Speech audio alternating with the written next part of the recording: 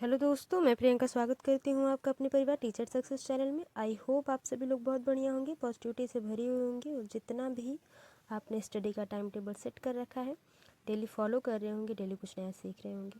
तो जैसा कि आप लोगों ने थंबनेल में देखा कि आज हम लोग बात करने वाले हैं सी-टेट जो दोबारा 1-2 जुलाई में हुआ है, एक जो दोबारा एग्ज़ाम होगा ना जनवरी में या दिसंबर में, तो उसके ईवीएस सब्जेक्ट के बारे में हम बात करेंगे। और ये क्लास 2 है। इसमें प्रैक्टिस सेट और प्रीवियस ईयर के जो क्वेश्चन पेपर हैं दोनों इन्वॉल्व किए गए हैं और कम समय में ज़्यादा प्रश्न, और इन 30 प्रश्नों में से आपका स्कोर कितना आता है या जितने भी क्वेश्चन हो, ठीक है 20 या 30, तो देखते हैं अभी क्लास करते समय कि कितने क्वेश्चन हैं, उनमें आपका स्कोर कितना रहता है ये कमेंट बॉक्स में ज़रूर नोट डाउन करके बताइएगा। और चलिए ज़्यादा टाइम वेस्ट नहीं करते हैं, शुरू करते हैं आज की क्लास को और देखते हैं क्या है प्रश्न और किस प्रकार के प्रश्न हैं। पहले क्वेश्चन की अगर बात कर ली जाए तो पहला क्वेश्चन है कि राधा के शिक्षक यह अवलोकन करते हैं कि राधा एक लड़की है, उनके एक अध्यापक हैं, अवलोकन करते हैं यानी कि जांचते हैं कि राधा को श्यामपट्ट पर पढ़ने में कठिनाई हो रही है। ठीक है, यहाँ पे पढ़ने में होगा, पढ़ने में कठिनाई हो रही है।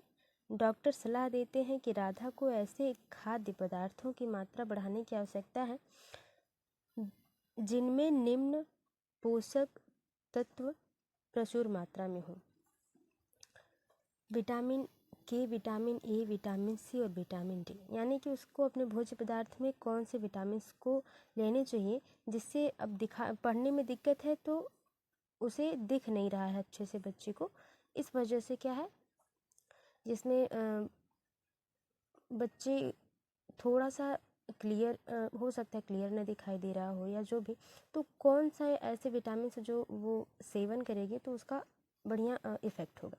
विटामिन के तो होगा नहीं क्योंकि ये ब्लड क्लॉटिंग को रोकने के लिए। विटामिन सी तो जो ऐसे पदार्थ हैं जो सावर होते हैं यानी कि नींबू, संतरा ऐसे। विटामिन डी से हड्डियाँ जो है मजबूत होती हैं, ये आप जानते हैं। तो बचा कौन? विटामिन ए ना। विटामिन ए से कौन सी रोग होती है, इसकी मतलब कमी से, विटामिन ए की कमी से कौन से रोग होते हैं अगर इसकी बात कर ली जाए तो रतौंधी होती है ना, रतौंधी, जिसमें क्या होता है कि दिखाई कम देता है ना।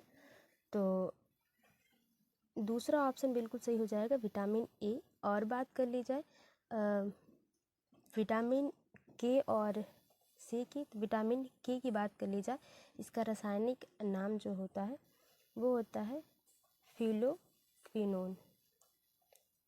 ठीक है, फिलोक्विनोन होता है। और अगर बात कर ली जाए विटामिन डी की तो इसका रासायनिक नाम कैल्सीफेरॉल होता है, कैल्सीफेरॉल। ये बात रही। अब बात कर लें अगर विटामिन सी की, तो इसको एस्कर्बिक एसिड कहा जाता है, जो कि आप जानते हैं। यानी इसमें इसकी कमी से जो रोग होता है वो तो सबसे पहले स्कर्वी हो जाता है। मैंने इसका रासायनिक नाम आपको बताया, आप लिख सकते हैं स्कर्बिक एसिड। और ये बहुत ही इजी है, ये टॉपिक सभी लोगों को वैसे भी याद होगा क्योंकि इस 6ठी 7वीं 8वीं से ही पढ़ाया जाता है हमें ना। तो मसूड़े का फूलना ना, इसमें ये जो है सिम्पटम दिखाई देते हैं। और एक बच जाता है आपका विटामिन ए ना। इसके रासायनिक अगर नाम की बात कर ली जाए तो टोकोफेरॉल इसका नाम है, टोकोफेरॉल, जिसमें जनन शक्ति का कम होना पाया जाता है। ठीक है ना, जनन शक्ति का कम होना। ठीक है, तो फिलहाल पहले क्वेश्चन का जो सही ऑप्शन है वो दूसरा हो जाएगा बिल्कुल। आगे चलते हैं, अगला क्वेश्चन देखते हैं। कौन सा वन्य जीव संरक्षण क्षेत्र हंगुल मृग संरक्षण के लिए प्रसिद्ध है? यानी कि कौन सा ऐसा वन्य जीव संरक्षण है जहाँ पे हिरण, हंगुल हिरण को संरक्षित करके रखा गया है? ऑप्शंस देखते हैं, सरिस्का, दाचिंगम, जिम कार्बेट, रानीखेत। तो आप जानते हैं सबसे पुराना और पहला जो जीव संरक्षण क्षेत्र है वो जिम कार्बेट है। ठीक है, क्या है? Jim Corbett. बात कर ली जाए क्वेश्चन के हिसाब से जो सही ऑप्शन होगा वो दूसरा हो जाएगा दाचिंगम में। ठीक है, जो हंगुल मृग के संरक्षण के लिए क्या है, प्रसिद्ध है। ठीक है, और कहाँ है ये, जम्मू कश्मीर में स्थित है दाचिंगम। ठीक है, और इसकी स्थापना जो है 1981 में हुई थी। कब, 1981 में हुई थी। ये रहा इम्पोर्टेंट। और जिम कॉर्बेट कहाँ है, उत्तराखंड में है, आप जानते हैं ना। और उत्तराखंड, और इसकी जो शुरुआत हुई थी यानी कि स्थापना वो 1936 में हो गए थे। ठीक है ना। जिम कॉर्बेट जो है उत्तराखंड के किस जिले में है, तो नैनीताल में है। किस में है, नैनीताल। सरिस्का राष्ट्रीय उद्यान की अगर बात कर ली जाए तो ये राजस्थान और जिले की बात कर ली जाए तो अलवर जिले में। किसमें, अलवर जिले में। ठीक है, ये बात रही। फिलहाल दूसरे का जो सही ऑप्शन है वो दूसरा ऑप्शन है, दाचिंगम। ठीक है, और इसकी स्थापना 1981 में हुई थी। किसकी, दाचिंगम की, जो कि है कहाँ, जम्मू और कश्मीर में। ये बात रही। आगे देखते हैं अगला क्वेश्चन क्या है। अगला क्वेश्चन है कि संपूर्ण विश्व में शुरू होने वाली ओजोन परत का संरक्षण एक महत्वपूर्ण संबंध पहल है। ओजोन परत का संरक्षण किस कारण प्रारंभ हुआ, इसका चुनाव कीजिए। रामसर सम्मेलन, मॉन्ट्रियल प्रोटोकॉल, क्योटो प्रोटोकॉल या डबरन सम्मेलन। बात कर लीजिए तीसरे के सही ऑप्शन की, तो जो सही ऑप्शन है वो तो मॉन्ट्रियल प्रोटोकॉल है, ये बताना नहीं है, लेकिन इसके बारे में हमें डिटेल में जानना ज़रूरी है ना। अगर मॉन्ट्रियल प्रोटोकॉल की बात कर ली जाए तो ये ओजोन परत के संरक्षण में ये प्रोटोकॉल शुरू हुआ था ना। और इसको मॉन्ट्रियल प्रोटोकॉल और मॉन्ट्रियल सम्मेलन भी कहते हैं ना, सम्मेलन भी कहते हैं। अब ये एक प्रकार का क्या है, अंतर्राष्ट्रीय समझौता है। किसमें, ओजोन परत को बचाने के लिए एक प्रकार का क्या है, अंतर्राष्ट्रीय, जो कई देश मिलकर उस पर बातचीत करें, अपना तर्क रखें ना। तो वो अंतर्राष्ट्रीय क्या है, ये समझौता है, जो कब हुआ था, सितंबर 1987 को क्या होता है, प्रारंभ होता है। और कब, 16 सितंबर 1987 को। और इसीलिए 16 सितंबर यानी कि 16 सितंबर को हम ओजोन दिवस के रूप में मनाते हैं। तो ये आपका एक इम्पॉर्टेंट जो है क्वेश्चंस और यहाँ पे हो जाता है ना। अब बात कर लीजिए क्योटो प्रोटोकॉल की। तो क्योटो प्रोटोकॉल जो है वो ग्रीन हाउस जो गैसें हैं, ठीक है, ग्रीन हाउस जो गैसें हैं उनके तापमान को, भूमंडलीय तापमान को कम करने के लिए इसकी शुरुआत 1997 में की गई थी। ठीक है, और रामसर सम्मेलन की बात कर ली जाए तो 1971 में इसकी शुरुआत होती है। ठीक है ना, आगे चलते हैं। अगला क्वेश्चन देखते हैं। चौथा क्वेश्चन है कि वह पक्षी जो दिल्ली में सामान्य रूप से दिखाई देता था, परंतु अब इस चिड़िया के बारे में जागरूकता बढ़ाने हेतु एक विशेष दिन मनाया जाता है, क्योंकि शहरीकरण के कारण यह दुर्लभ हो गई है, वह चिड़िया है। यानी कि दिल्ली की विशेषकर बात की गई है कि शहरीकरण, जनसंख्या ज़्यादा है और छोटे से क्षेत्र में बहुत ज़्यादा जो है बहुत ज़्यादा बिल्डिंग्स हैं, लोग रहते हैं, कंपनीज़ हैं, तो वहाँ पे पेड़ पौधों की कमी होगी ऑब्वियसली। तो कौन सी ऐसी चिड़िया है जो वहाँ पे कम दिखाई देती है, मोर, कोयल, तोता और गौरैया। तो चौथे का सही ऑप्शन जो है वो चौथा है, गौरैया ना। गौरैया जो है कम दिखाई देती है। ये वैसे तो अगर बात कर ली जाए कि विश्व गौरैया दिवस भी मनाया जाता है, जो कि 20 मार्च को मनाया जाता है। ठीक है, विश्व गौरैया दिवस, विश्व गौरैया दिवस। ठीक है, और कब से शुरू हुआ, 2010 से। ठीक है, पहली बार 20 मार्च 2010 को मनाया गया। ठीक है ना, और 2021 की बात कर ली जाए तो इसका थीम जो है आई लव स्पैरो था। ठीक है ना, आई लव स्पैरो। ये सारी बातें हैं। और जो नए हैं यानी कि 2022, 23, 24 में इन थीमों में क्या परिवर्तन हुआ है वो आप ज़रूर कमेंट बॉक्स में नोट डाउन करके बताएं। फिलहाल चौथे का जो सही ऑप्शन है वो चौथा ही है ना। आगे देखते हैं अगला क्वेश्चन। निम्न में से किन स्थानों पर आप नाव का उपयोग यातायात के साधन के रूप में देख सकते हैं? यहाँ पे नाव है, नाम नहीं। नावों का उपयोग यातायात के साधन के रूप में देख सकते हैं। लद्दाख एवं कारगिल, कश्मीर एवं केरल, सिक्किम एवं दार्जिलिंग, दिल्ली एवं मिजोरम। बात कर ली जाए नाव का उपयोग, अगर बात करें तो वहाँ पे होगा जहाँ पे क्या है, केरल सही बात है, समुद्र से जुड़ा हुआ है तो आप सही है कि यहाँ से, और कश्मीर भी, तो दूसरा ऑप्शन बिल्कुल आपका सही हो जाता है। आगे देखते हैं।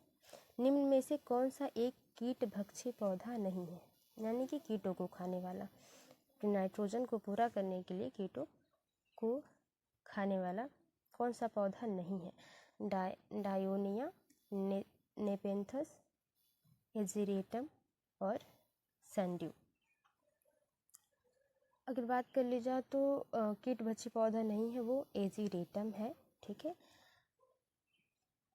ये प्रजाति है पुष्प की, यानी कि फूल की प्रजाति है, और अमेरिका में मूल रूप से ये पाया जाता है। ठीक है, कहाँ पे? यूएसए में, यूएसए में। ठीक है, और नेपेंथस जो है, नेपेंथस एक क्या है, घटपर्णी पौधा है, घटपर्णी पौधा है। ठीक है, और इसमें ड्रोसेरा भी आते हैं, ड्रोसेरा भी आते हैं, और यूट्रिकुलेरिया भी आती हैं, कुलेरिया, और डायोनिया दिया ही है। तो ये क्या है, कीट भक्षी पौधे हैं। जो कीट भक्षी पौधा नहीं है वो एजिरेटम है। ठीक है ना। फिलहाल आगे चलते हैं। छठे का जो है सही ऑप्शन वो हो जाता है तीसरा ऑप्शन। अगला क्वेश्चन है, रानी को एक कपड़े का टुकड़ा प्राप्त होता है जो कि बहुत मजबूत और चटक रंग का है, यानी कि बहुत कलर उसका लाइट है, मतलब दूर से ही दिखाई दे जाए, है ना। अधिक छिद्र युक्त नहीं है, यानी कि कोई भी चीज़, यानी कि पानी आता है या बहुत ज़्यादा अगर पानी पड़ जाता है उस कपड़े पे तो क्या हो जाता है, बहुत ज़्यादा उसमें रिसाव नहीं होगा ना, तो वो छिद्रयुक्त नहीं है। जलने पर गंध उत्पन्न करता है, सभी जगह उपलब्ध है तथा इसके बहुत से उपयोग हैं। उच्च तापमान में नहीं पहना जा सकता, जब मीडियम टेम्परेचर हो तब आप उसको क्या कर सकते हैं, वियर कर सकते हैं या पहन सकते हैं। तो ये कौन सा कपड़ा है? ठीक है, रेशम, पॉलिएस्टर, सूती या रेयान। तो देखिए सही ऑप्शन जो हो जाएगा वो तो दूसरा हो जाएगा, सातवें का, पॉलिएस्टर। तो ये एक, क्योंकि ये क्या है, चटक रंग का भी होता है, अधिक छिद्रयुक्त नहीं होता है ना, पारदर्शी नहीं होता, और जलने में गंध आती है, हर जगह जो है अवेलेबल है, और इसको उच्च तापमान में हम पहन नहीं सकते हैं ना। तो ये बात हो जाएगी पॉलिएस्टर की। आगे देखते हैं अगला क्वेश्चन क्या है कि यदि भिन्न प्रजाति के दो जीव संपर्क में एक साथ आते हैं और इस संबंध में एक जीव को फायदा होता है तथा दूसरे जीव को नुकसान होता है, ऐसे संबंध को कहते हैं परजीविता, सहजीविता, सहोपकारिता, सहयोजिता। तो आठवें के सही ऑप्शन की अगर बात कर ली जाए तो जो सही ऑप्शन हो जाएगा वो परजीविता हो जाएगा। क्या हो जाएगा? परजीविता। क्यों? क्योंकि यदि एक दो जीव है एक दूसरे पे निर्भर और एक को नुकसान हो रहा है और सिर्फ एक को ही फायदा हो रहा है तो परजीविता है, दूसरों पर आश्रित होकर जीने वाला ना, परजीविता हो जाएगा। और जैसे कि जोंक, एंट अमीबा ना, अमीबा। अगर ये तो बात हो गई परजीविता की। लेकिन अगर सहजीविता की बात करें या सहभागिता की बात करें, ठीक है, यहाँ पे तो यहाँ पे दोनों को नुकसान नहीं होगा, मतलब एक दूसरे पर आश्रित तो होंगे ही, लेकिन कोई प्रभाव वो एक दूसरे पर नहीं डालेंगे ना। दोनों को क्या होगा, एक दूसरे को वो प्रभावित नहीं करेंगे, नुकसान नहीं होगा उनका ना, तो वो क्या हो जाएंगे, सहभागिता। वैसे जीव क्या हो जाएंगे, सहभागिता। जैसे कवच में जो है केकड़ा रहता है ना, केकड़ा, तो ऐसे सहजीविता का उदाहरण हो गया, ठीक है। और सहोपकारिता का एक उदाहरण आप कमेंट बॉक्स में ज़रूर नोट डाउन करके बताएं। फिलहाल 8वें का जो सही ऑप्शन हो जाएगा वो हो जाएगा आपका पहला, परजीविता। क्वेश्चन के हिसाब से पहला ऑप्शन आपका बिल्कुल सही हो जाएगा। निम्न में से कौन से ग्रीन हाउस गैस नहीं है, ग्रीन हाउस गैस के बारे में भी हम लोगों ने थोड़ा सा जाना था, तो ऑप्शंस देखते हैं। Methane, carbon dioxide, sulphur dioxide और कार्बन मोनोऑक्साइड। तो 9 के सही ऑप्शन की बात कर ली जाए तो सल्फर डाइऑक्साइड जो है ये ग्रीन हाउस गैस नहीं है। अब देखिए, ये देखते हैं हम कि कौन कौन सी ऐसे गैसें हैं जो ग्रीन हाउस गैस हैं। तो ये 3 तो हो ही गई, मीथेन, कार्बन डाइऑक्साइड और एक तो बहुत इम्पोर्टेंट आ जाता है क्लोरोफ्लोरो कार्बन ना, CFC, ये भी इम्पोर्टेंट रोल अदा करता है। और सल्फर हेक्साफ्लोराइड जो होता है ना, SF6, ये भी क्या है, ग्रीन हाउस गैस है, ठीक है ना। तो ये बात रही, 9वें का जो सही ऑप्शन हो जाएगा वो तीसरा हो जाएगा ना। अगला क्वेश्चन है कि निम्न में से कौन से पौधे का उपयोग डिब्बे बनाने एवं मकान बनाने में होता है, गन्ना, बांस, मक्का, घास। तो सबसे बढ़िया ऑप्शन दूसरा ही है, इसमें बहुत ज़्यादा हम बातें नहीं करेंगे ना। ये पौधा है ना कि वृक्ष, तो आप जैसा देख रहे हैं ऑप्शन में वो सही है ना, इसको पौधा ही कहा जाता है। निम्न में से कौन सी भोजन संबंधित आदत कार्बन पद चिन्ह को कम करने में मदद करेगी, ठीक है। ऑप्शन है मांस एवं मछली खाना संरक्षित, खाद्य पदार्थ जैसे डिब्बा बंद बीन्स का सेवन करना, यानी डिब्बे में बंद हो वो चीज़ें खाना, दूध व दूध से बने पदार्थों का सेवन, स्थानीय रूप से उगे हुए खाद्य पदार्थों का सेवन। तो देखिए, मांस एवं मछली खाना ही एक कार्बन पद चिन्ह की अगर बात कर ली जाए तो कार्बन फुटप्रिंट नहीं है ना। और डिब्बे में बंद चीज़ें तो कई कितने हफ्ते की होती हैं, महीनों की होती हैं, तो उसे तो बिल्कुल नहीं खाना चाहिए ना। लेकिन सबसे बढ़िया ऑप्शन है कि आप स्थानीय रूप से जहाँ भी आप रहे हैं वहाँ पे जो भी साग सब्जियाँ हैं, जो भी चीज़ें अवेलेबल हैं, उसे आप अपने भोजन में इन्वॉल्व करिए ना, लीजिए अपने डाइट में उसका यूज़ करिए, जिससे आप में जो कार्बन फुटप्रिंट है वो कम होगा ना। चौथा ऑप्शन बिल्कुल सही हो जाता है। क्वेश्चन देखा जाए आगे, 12वां क्वेश्चन है कि कर्क रेखा निम्न में से किन भारतीय राज्यों से होकर गुजरती है। बहुत ही आसान प्रश्न है और बहुत पहले आप लोगों ने ये सारी चीज़ें पढ़ी होंगी। तो कर्क रेखा, जैसे ये पृथ्वी है, ये विषुवत रेखा, पृथ्वी कुछ अच्छी बनी है बहुत ना, थोड़े फिर से पृथ्वी को बनाते हैं हम लोग, समझते हैं, उसके बाद देखते हैं। पृथ्वी है ना, और इसको बीचों बीच जो एक रेखा काटती है वो भूमध्य या विषुवत रेखा कहते हैं, ठीक है, विषुवत रेखा कहते हैं। ये बात रही, और ये 0 डिग्री सेल्सियस पे है ना। और बात कर ले जाए, ये तो विषुवत रेखा या भूमध्य रेखा हो गई, ये नीचे हो गई आपकी मकर रेखा, ये आपका हो गया कर्क रेखा। तो पूछ रहा है यही कर्क रेखा जो है भारत के कितने राज्यों से होकर गुजरती है। तो अगर भारत की बात कर ली जाए,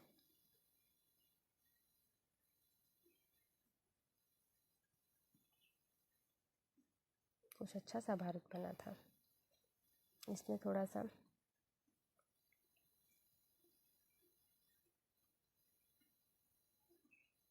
की बात कर ले जाए तो कर्क रेखा यहीं से होके गुजरती है। तो यहाँ पे जितने भी राज्य बीच में आते हैं ना, उसको हम क्या करेंगे, देखेंगे। तो कौन कौन से राज्य हैं उनकी बात कर लीजिए। पहले ऑप्शंस देख लेते हैं हम लोग, क्या क्या ऑप्शन में है। गुजरात, महाराष्ट्र, मैंने यहाँ पे मुझे लाना चाहिए था आपके लिए मैप, लेकिन फिर मैं ला नहीं पाई, उसके लिए बहुत बहुत सॉरी हूँ। लेकिन अगली वीडियो में अगर मैं ये क्वेश्चन इन्वॉल्व करती हूँ तो मैं बहुत अच्छे से आपको समझाने की कोशिश करूँगी मैप के साथ। फिलहाल देख लेते हैं आज कि क्या है, कौन कौन से राज्य हैं। गुजरात, महाराष्ट्र, मध्य प्रदेश, छत्तीसगढ़, झारखंड, पश्चिम बंगाल, त्रिपुरा और मिजोरम। तो दूसरा ऑप्शन है गुजरात, राजस्थान, मध्य प्रदेश, छत्तीसगढ़, झारखंड, पश्चिम बंगाल, त्रिपुरा एवं मिजोरम। क्योंकि देखिए महाराष्ट्र तो नहीं है ना, महाराष्ट्र नीचे आ जाता है उत्तरी भारत में, दक्षिणी भारत में, सॉरी ना, ये तो पूर्व पश्चिम, ये उत्तर ऊपर है। उत्तरी भारत में तो कर्क रेखा है, लेकिन ये और महाराष्ट्र जो है वो दक्षिणी भारत में है। गुजरात, राजस्थान, मध्य प्रदेश, छत्तीसगढ़, झारखंड, पश्चिम बंगाल, त्रिपुरा एवं मिजोरम। तीसरा ऑप्शन है गुजरात, राजस्थान, मध्य प्रदेश, छत्तीसगढ़, उड़ीसा। उड़ीसा देखिए दक्षिण में आता है ना इधर पे, तो ये भी नहीं है। और गुजरात, राजस्थान, मध्य प्रदेश, छत्तीसगढ़, उड़ीसा इसमें भी आ गया ना, तो ये भी नहीं होगा। यानी कि 2 ऑप्शन है जिनमें हो सकता है। तो महाराष्ट्र पहले से मैंने बता दिया, ये भी क्या दक्षिण भारत में है, तो दूसरा ऑप्शन बिल्कुल आपका क्या हो जाता है, सही हो जाता है कि गुजरात, राजस्थान और मध्य प्रदेश, छत्तीसगढ़, झारखंड और पश्चिम बंगाल तथा त्रिपुरा एवं मिजोरम के साथ जो है कर्क रेखा काटती है इन राज्यों को। 8 राज्य हैं आपके, 8 राज्य हो गए ना। आगे देखते हैं अगला क्वेश्चन कि कक्षा 3 से 5 तक ईवीएस एक विषय के रूप में विज्ञान, सामाजिक विज्ञान एवं पर्यावरण शिक्षा निम्न में से किसकी अनुशंसा पर एकीकृत करता है। एनसीएफ 1988, एनसीएफ 2005 यही सही है। इसमें कोई तर्क वितर्क करने वाली बात नहीं, इसमें बहुत सी बातें हम लोग ऑलरेडी कर चुके हैं। एक ईवीएस की अध्यापिका के लिए अपने ईवीएस कक्षा में निम्न में से कौन सर्वाधिक चुनौतीपूर्ण है। विद्यालय की भौगोलिक स्थिति, महानगरों में बड़े विद्यालय, भिन्न भिन्न प्रकार के छात्रों को संबोधित करना, छात्रों के लिंग। तो देखिए चुनौतीपूर्ण बच्चा छात्र है या छात्रा, उस पर कोई बात ही नहीं है ना, ये कोई टॉपिक ही नहीं है जिसमें हमें चुनौती लेनी चाहिए या चिंता करनी चाहिए। तो विद्यालय की भौगोलिक स्थिति, विद्यालय की भौगोलिक स्थिति क्या है, उसमें अध्यापक क्यों सोचेगा ना, अध्यापक को सोचने की वहाँ कोई बात ही नहीं। जो सही ऑप्शन है, महानगर में बड़े विद्यालय हों या किसी भी कहीं पे भी विद्यालय हो, टीचर को बस ये सोचना है कि वो अपने बच्चों के साथ कैसे एंगेज करे, उनको अपनी बात समझाए, उनकी बात को समझे, और किसी भी बात को समझा रहा है तो वो कितनी सरल भाषा में समझा सके। तो तीसरा ऑप्शन बिल्कुल सही है कि अलग अलग प्रकार के जो छात्र होते हैं उनको संबोधित करना, उनको समझना, उनकी बातों को समझना, और जो भी आप पढ़ा रहे हैं उन्हें आप समझा सकें, उनकी बातों को भी समझ सकें, ये बात हो जाती है। तो तीसरा ऑप्शन इन चारों ऑप्शन में से बेहतर है।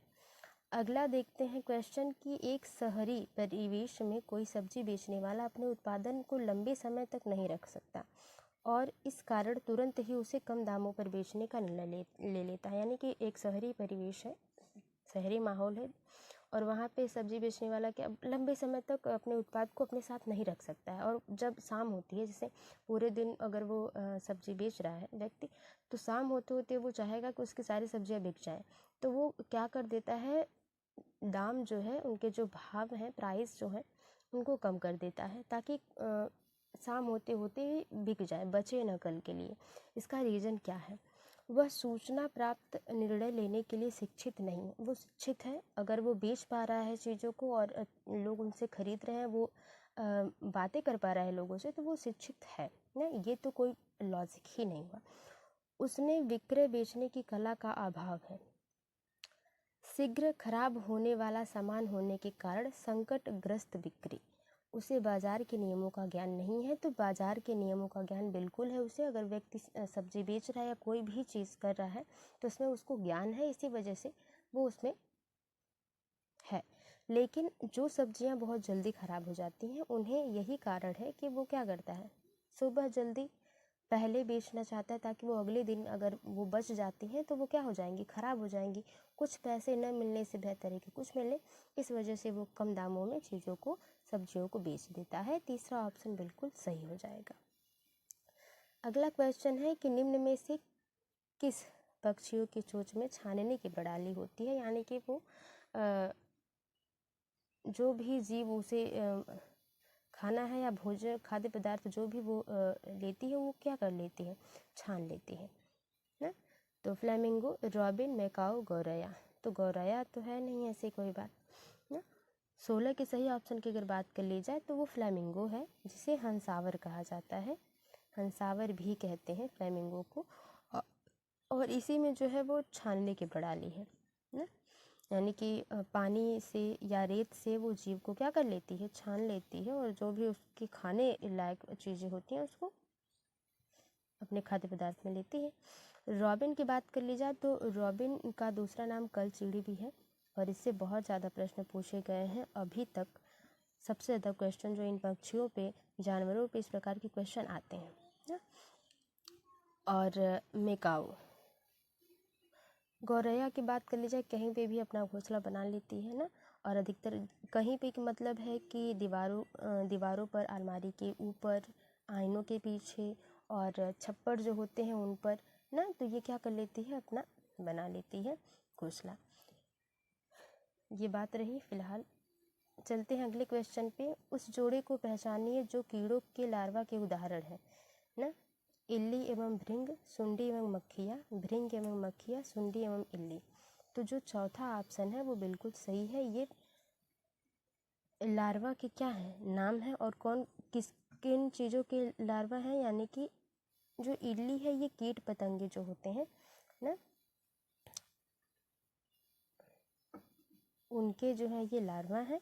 और सुंडी की बात कर ली जाए तो ये मक्खियों का लार्वा है, ठीक है ना। ये चौथा ऑप्शन बिल्कुल आपका सही हो जाता है, 17 के क्वेश्चन का चौथा ऑप्शन। ईवीएस की प्रकृति है एकीकृत, अनुशासनिक, अंतर संबंधित, स्थिर। तो देखिए, स्थिर कोई चीज़ नहीं हो सकती। अगर कोई भी चीज़ कहीं रुक जाती है तो वो उसमें वो बढ़ेगी ही नहीं चीज़, वो उतनी ही रुकी रहेगी। तो स्थिर तो नहीं हो सकती, क्योंकि एक जो बुक है या एक जो किताब है उसको अपने समय के अनुसार उसको एक्सपेंड करना पड़ेगा ना। बच्चों की समझ के हिसाब से उन्हें क्या करना पड़ेगा, बदलना पड़ेगा। तो स्थिर तो है नहीं ईवीएस। और ये क्या है, इसकी जो प्रकृति है वो एकीकृत है, यानी कि कई सब्जेक्ट को समायोजित कर लेता है, अपने में मिला लेता है। यानी कि ईवीएस में अगर आप 1 to 5 की बात करें, ईवीएस में मैथ भी पढ़ाई जाती है और जो है विज्ञान यानी कि साइंस भी पढ़ाया जाता है, जिसमें नैतिकता भी बताई जाती है 1 to 5 में, ताकि बच्चा ये समझ पाए कि बड़ों के साथ कैसे रहना है, उन्हें किस प्रकार से समाज में रहना है, ये सारी चीज़ें। तो ये एकीकृत है। यहाँ पे उस प्रकार से एकीकृत नहीं है कि एक ही नियम से चलती है, वो एकीकृत नहीं। ये एकीकृत का मतलब है कई विषयों का समायोजन है ईवीएस। तो पहला ऑप्शन बिल्कुल सही हो जाएगा। 19 क्वेश्चन की बात कर ली जाए कि ईवीएस का पाठ्यक्रम थीम पर आधारित है, क्योंकि थीम छात्रों में पर्यावरण के बारे में एक संयुक्त एवं अंतर संबंधित समझ को विकसित करता है। सही बात है। छात्र ईवीएस को आसानी से सीख सकते हैं। छात्र ईवीएस को सीखने सिखाने की प्रक्रिया में शामिल होकर सीख सकते हैं। शिक्षक छात्रों को सिखाने को सरलता से आगे बढ़ा सकते हैं। तो देखिए, इन चारों ऑप्शन सही हैं, लेकिन सबसे बेहतर ऑप्शन जो है वो पहला है कि बच्चे पर्यावरण में उसको संयुक्त रूप से समझ सकें, उनमें निहित होकर सीख सकें। पहला ऑप्शन बिल्कुल सही हो जाता है इन चारों ऑप्शन में। पढ़ के ही लग रहा है कि इन चारों ऑप्शन में सबसे बेहतर ऑप्शन पहला है। निम्नलिखित में से किस प्रकार का सीखना ईवीएस कक्षाओं के लिए उपयुक्त है? स्वयं करके सीखना, जब बच्चा करके सीखेगा, यानी कि अगर आप पढ़ा रहे हैं, जैसे आपने वृक्ष, आज लेसन पढ़ाया आपने वृक्ष ना, पेड़ पौधे, तो अगर आपने उसका इमेज दिखा दिया, फ़ोटो दिखा दिएगा, तो बच्चे को देख के तो पता चल जाएगा कि हाँ ये वृक्ष है। लेकिन आप अगर उसको सच में जो क्योंकि विद्यालयों में इसी वजह से पेड़ पौधे ज़रूर होने चाहिए विद्यालय में, ताकि बच्चा उनको छू सके, समझ सके कि हाँ ये पेड़ है, ये पौधा है और ये क्या है, घास फूस है। इनमें अंतर बच्चा क्या करे, स्पष्ट करे। तो स्वयं करके जो बच्चा सीखेगा वो सबसे बेहतर होगा। ये होगा ही विवरणों द्वारा सीखना। किसके द्वारा? विवरणों द्वारा सीखना। तीसरा ऑप्शन है परिभाषाओं द्वारा सीखना। तो देखिए, जब 1 to 5 की बात कर ली जाए तो बच्चों को परिभाषाएं पहले बताई नहीं जाती खासकर उतनी ना, और रट कर सीखना तो कहीं से भी सही नहीं है। तो रट कर सीखने पर हम जोर नहीं दे सकते ना। तो सबसे सही ऑप्शन जो होगा, पहला तो होगा ही, तो जिसमें पहला नहीं है उसको हम कट कर देते हैं ना। तो दूसरा, तीसरा और चौथे में तो है नहीं पहला ऑप्शन, और बचा पहला। एक तो पहला हो जाएगा, दूसरा विवरणों द्वारा सीखना और परिभाषाओं द्वारा सीखना। तो रट कर सीखने की बात तो होगी नहीं, इस तरह से आप काट सकते हैं। पहला तो इम्पॉर्टेंट है स्वयं करके सीखना, तो इनमें तो पहला है नहीं, तो इनको कट कर देते हैं। और चौथा है कि रट कर सीखना, रट कर सीखने को हम जोड़ देंगे नहीं, तो पहला ऑप्शन क्या है आपका, सही हो जाएगा। 20 का पहला ऑप्शन सही हो जाएगा। ईवीएस के पाठ्यक्रम में हम चीज़ कैसे बनाते हैं और करते हैं, डैश है थीम, उप थीम, पाठ्यक्रम, विषय वस्तु।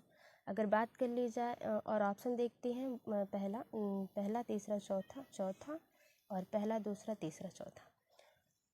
बात कर ली जाए पहले क्वेश्चन की, तो इसमें जो सही ऑप्शन है पहला तीसरा और चौथा सही हो जाएगा। यानी कि ये एक थीम है, ठीक है, ये पाठ्यक्रम में है, विषय वस्तु में है, लेकिन ये उप थीम नहीं है ना। जो ईवीएस के थीम है वो 6 हैं, जिसमें परिवार एवं मित्र आता है ना। एक बच्चे की परवरिश सबसे बढ़िया किसमें होगी, परिवार में होगी, और उसके बाद सबसे अच्छा उसका मित्र होगा तो बढ़िया होगा। उसके बाद आ जाता है आपका भोजन, पानी, आवास, यात्रा और हम चीज़ें कैसे बनाते हैं। ये इम्पॉर्टेंट है। ईवीएस के पाठ्यक्रम में ये मुख्य रूप से 6 थीम है, जिनको हम लोगों ने बहुत बार डिस्कस किया और आज भी मैंने उसको बता दिया है आपको। अगला क्वेश्चन और लास्ट क्वेश्चन है कि पशुओं के संरक्षण के विषय पर चर्चा को संबोधित करने के लिए किसी नीति की खोज कीजिए। अच्छा, ऑप्शंस के हिसाब से इसमें आपको खोजना है कि पशुओं को अगर हमें सुरक्षित रखना है तो क्या आप ढूंढ सकते हैं। कहानी एवं विवरण, प्रयोग, हास्य चित्र, पट्टियाँ ना, यहाँ पे पट्टियाँ होंगी, कविताएं। ऑप्शन है पहला दूसरा चौथा, दूसरा तीसरा चौथा, पहला दूसरा और तीसरा, यहाँ पे पहला तीसरा और चौथा वाला। तो 22 के सही ऑप्शन की अगर बात कर ली जाए तो जो सही ऑप्शन है वो है दूसरा ऑप्शन, क्योंकि कहानी और विवरण, इसमें विवरण आता ही नहीं है। जब 1 to 5 के बच्चों को आप पूरी तरह से व्याख्या करके नहीं बताते हैं, प्रयोग करवाएंगे। हाँ, हास्य चित्र, जहाँ पे चित्र जिस भी किताब में चित्र होंगे उनको बच्चे थोड़ा सा अपने हिसाब से बहुत ही इमेजिन करके अच्छे से पढ़ते हैं। कविताएं जो कि इम्पॉर्टेंट हैं। तो ये थी लास्ट 20 क्वेश्चंस। और अगर आपको वीडियो पसंद आए तो वीडियो को लाइक करें, शेयर करें, कमेंट बॉक्स में बताएं कि आपका इन 20 प्रश्नों में से स्कोर कितना रहा। मिलते हैं आपसे अगली वीडियो में, तब तक के लिए bye bye, take care, be positive, be motivated. धन्यवाद।